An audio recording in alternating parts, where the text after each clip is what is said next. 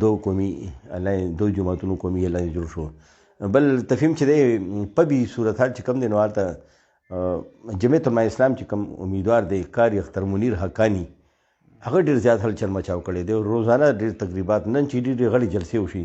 سپین خاک ډېر اهم کلی دی. هلته کې د قاری اختر منیرحقانی چې دی ډېر لویه درنه جلسه وشوه.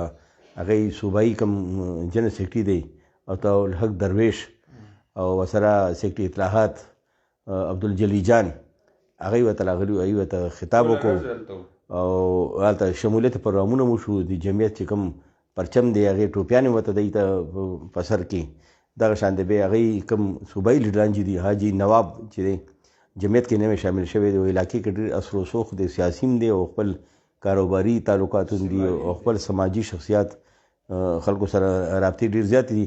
هغه ځای کې به دی پوره ورځ تېره کوه. هلته به ډاګي جدید کې یو تقریب وشو چې ډېر لوی تقریب و.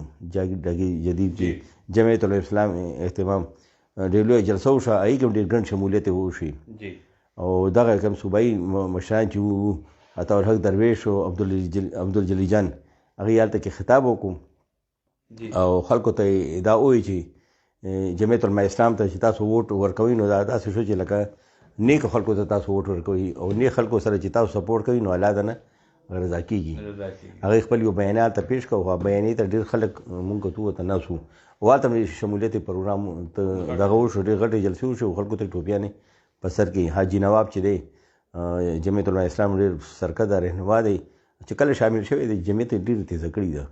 ډېر هلچل ماچو شوی دی او هر ځای کې د هغه سپورټران دي او جمعیت ته ډېر یو ښه مشر میلاو شو په دې بیل کې چې که تاسو کتو نو په بي بیل کې دی سره داسې ښه قیادت نه و. او اوس چې کوم حاجي نواب چې کوم قدم کې شو دا قدم دی دپاره جمعیت ته بختور شو. ډېر ایکټیو کړه. ډېر مخکې جمعیت بوته. هغې ثبوت دا دی چې صوبایي قیادت چې دی هغې دوه ذمې داران چې کوم دي یو جنرال سیکرټري چې کوم دی صوبي او یو سیکرټري اطلاعات چې کوم دی هغوی دواړه نن په دې کمپین کې مصروف وو او باقاعده خپل تنظیمونو سره رابطې کولو. هغوی ته کوم دی کې چې کوم دی چې کوم تجربه ده ټول پلانینګ هغوی خبرو ټول پلانینګ هغوی ته یې ورکولو. ټول ټاسک یې هغوی ته حواله کړو. دا ډېر امپرومنټ شوی دی. او بل مسلم لیګ نون چې دی هغې سپورټ هم ورته حاصل دی.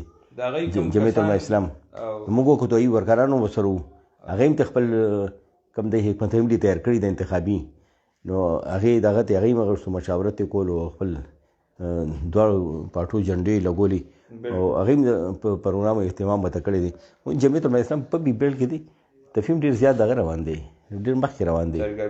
سرګرمي ډېر مخکې روانه ده. بالکل دا جمعیت علماء اسلام او دې ته به وایي دو جماعتي اتحاد. په پبو کې د جمعیت علماء اسلام او د مسلم لیگ نون دا یو دو جماعتي اتحاد وجود کې راغلی دی او ورځ په ورځ هغوی خپل سرګرمیانو کې تیزی راولي پروګراماتو کې. تفهیم موږ ګورو چې دا چې کوم الاینس شوی دی دا نوخا ضلع کې چې کوم مسلم لیگ نون چې کوم دی هغوی او د جمعیت علماء اسلام چې کوم دی دی مقامي چې کوم دی دی خپل کې یو اتفاق رای راویستې ده. خو زه هم چې اتفاق رای ډېر زیات ډېر مخکې روان دی. یو بل باندې اعتماد هم کوي او مشاورت سازي چې کوم عمل دی په هغې کې یو بل سره عیسا خري خو افهام و تفهیم سره د دوو تنظیمونو په منځ کې الکشن مهال جوړوي.